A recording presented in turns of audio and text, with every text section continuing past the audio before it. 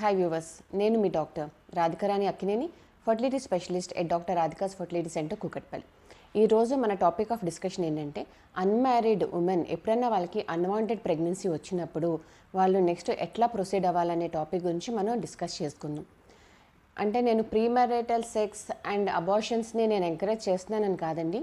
ఈ వీడియోని ఎందుకు చేస్తున్నానంటే చాలామంది అన్మ్యారీడ్ ఉమెన్ వాళ్ళు ఒకసారి ఏమన్నా వాళ్ళు కన్సీవ్ అయ్యి వాళ్ళ ప్రెగ్నెన్సీని వద్దు అబార్షన్కి వెళ్దాం అనుకున్నప్పుడు వాళ్ళకి ఆ టైంలో చాలామందికి ఏం చేయాలో వాళ్ళకి అర్థం కాక వాళ్ళు వెంటనే వాళ్ళు ప్యానిక్ అయిపోవటం, లేకపోతే వెంటనే ఫోన్ పట్టుకొని గూగుల్ చేసేయటం. అప్పుడు అర్జెంట్గా అబార్షన్ అవ్వాలంటే ఏం చేయాలి, ఏదైనా పపాయ తినాలా, లేకపోతే పపాయ గింజలు తినాలా, లేకపోతే కొంతమంది వెళ్ళి మందుల షాప్లకి అబార్షన్ పిల్స్ తెచ్చుకుంటున్నారు. అది డోస్ ఎంత వాడాలో వాళ్ళకి ఐడియా లేదు, ఆ మెడిసిన్ ఏ విధంగా యూజ్ చేయాలో కూడా వాళ్ళకి ఐడియా లేదు.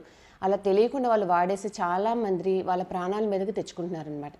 సో అట్లాంటివి జరగకుండా ఉండటం కోసమే వాళ్ళకి ఎడ్యుకేషన్ వస్తుంది ఈ టాపిక్ మీదనే నేను ఈ టాపిక్ సెలెక్ట్ చేసుకున్నాను అనమాట. సో ఎప్పుడన్నా మీకు అన్వాంటెడ్ ప్రెగ్నెన్సీ మీకు వచ్చినప్పుడు వెంటనే ప్యానిక్ అవ్వద్దు. ఫస్ట్ మీరు చేయాల్సిన పని ఏంటంటే మీ నియర్ బై గైనకాలజిస్ట్ని వెళ్ళి కలవండి. మీరు డాక్టర్ని కలవగానే ముందు మీకు స్కాన్ అడ్వైస్ చేస్తారు.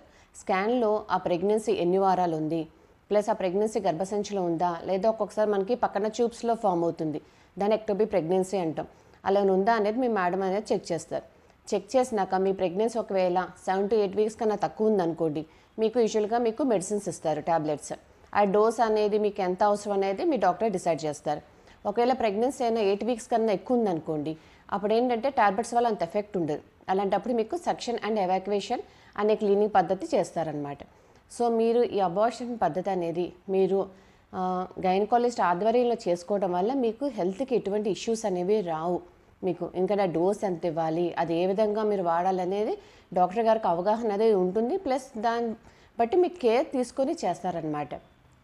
మీరు మీ సొంతంగా పోయి మీరు మందుల షాప్లో మందులు కొనుక్కొని ఆ డోసు తెలియక ఎలా వాడాలో తెలియక మీరు ఆ విధంగా చేసినప్పుడు ఏమవుద్దంటే ఒక్కొక్కసారి అబార్షన్ ప్రాసెస్ అనేది సరిగా అవ్వకపోవచ్చు, లేదా ఒక్కొక్కసారి కొన్ని పీసెస్ అనేవి గర్భసంచి లోపలే మిగిలిపోతాయి.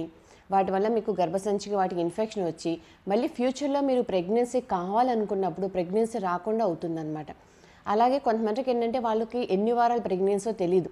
కొంతమంది ఒక్కోసారి 6th, 7th మంత్ ప్రెగ్నెన్సీ కూడా వాళ్ళకి తెలియకుండా వెళ్ళి ట్యాబ్లెట్లు వేసుకొని వాళ్ళ ప్రాణాల మీదకి తెచ్చుకున్న కేసెస్ మేము ఎన్నో చూసామన్నమాట.